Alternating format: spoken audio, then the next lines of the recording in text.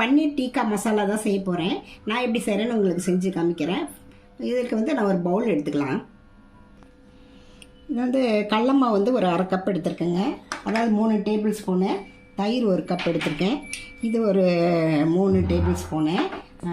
மிளகாத்தூள் வந்து ஒரு 2 ஸ்பூன் எடுத்துருக்கேங்க. அப்புறம் மஞ்சள்தூள் வந்து ஒரு 1/4 டீஸ்பூனு. மல்லித்தூள் வந்து 1 டீஸ்பூனு. ஜீரகத்தூள் வந்து 1 டீஸ்பூனு. பெப்பர் வந்து அது ஒரு 1/2 டீஸ்பூனு. சாட் மசாலா வந்து ஒரு 1/4 டீஸ்பூனுங்க. ஓமம் வந்து ஒரு 1/4 டீஸ்பூனு. இஞ்சி பூண்டு பேஸ்ட் வந்து 1 டீஸ்பூனு. கொஞ்சம் லெமன் ஜூஸ் வந்து அது ஒரு 1/2 டீஸ்பூனுங்க. எண்ணெய் ஒரு 4 டேபிள் ஸ்பூனுங்க. எந்த ஆயில் வேணாலும் ஊற்றிக்கலாம். அப்புறம் உப்பு வந்து இதுக்கு அளவாக நம்ம ஆட் பண்ணிக்கலாம். இது கூட பன்னீர் வந்து 400 கிராம் வாங்கி வச்சுருக்கேன். அதை இந்த மாதிரி க்யூபாக கட் பண்ணி வச்சுருக்கேன். இதை இதில் ஆட் பண்ணிக்கலாம்.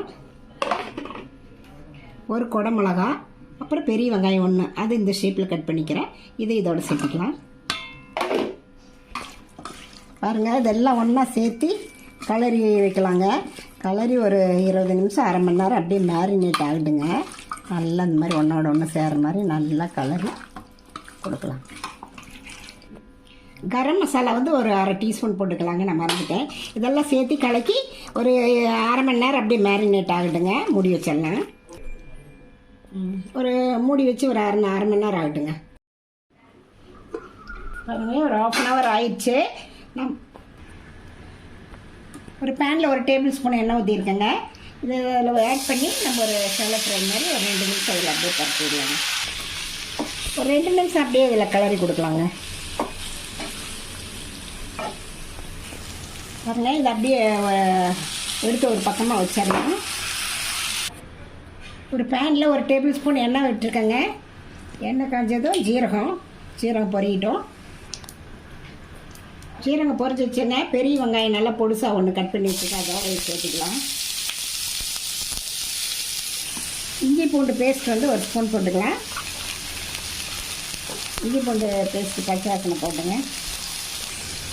2 தக்காளி பெருசாக அது அரைச்சி வச்சுருக்குங்க. இந்த டொமேட்டோ பொரி இதில் ஆட் பண்ணிக்கலாம்.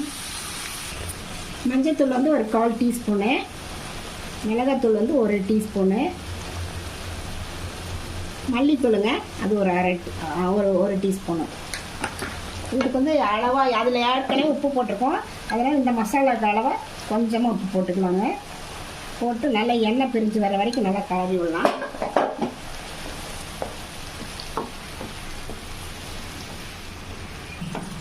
பாருங்க, நல்லா எண்ணெய் பிரிஞ்சு வந்துடுச்சு.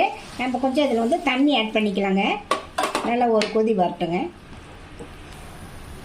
நல்லா கொதி வந்துடுச்சுங்க. இந்த டீக்காவை நம்ம இதில் ஆட் பண்ணிக்கலாம். இதெல்லாம் ஒன்றா சேர்ந்து ஒரு 2-3 நிமிஷம் வேகிட்டுங்க. அதுக்கப்புறம் நம்ம இது பாருங்கள், எல்லாம் ரெடி ஆயிடுச்சு. இதை வந்து நம்ம வந்து இப்போ கொஞ்சம் மல்லித்தலை ஆட் பண்ணிக்கலாம். கூட வந்து கஸ்தூரி மேத்தி கொஞ்சம், அதை கொஞ்சம் க்ரஷ் பண்ணி அதை ஆட் பண்ணிக்கலாம். கரம் மசாலா அதை போட்டுட்டு ஒரு கலரி நம்ம நிறுத்திடலாம். அவ்வளோதாங்க. பாருங்கள், பார்க்கவே எப்படி இருக்குன்ட்டு. இது வந்து சப்பாத்தி, பூரி, நான் எல்லாத்துக்கும் ரொம்ப சூட்டபுளாக இருக்கும். இது வந்து பன்னீர் ரொம்ப ஹெல்த்தியானது. அடிக்கடி இது மாதிரி நீங்களும் செஞ்சு பார்த்துட்டு எப்படி இருக்குன்ட்டு ரதியா சமையல் சப்ஸ்கிரைப் பண்ணுங்கள், லைக் பண்ணுங்கள், ஷேர் பண்ணுங்கள். அடுத்த வீடியோவில் வேறு ரெசிபியோடு சந்திக்கிறேன். வணக்கங்க.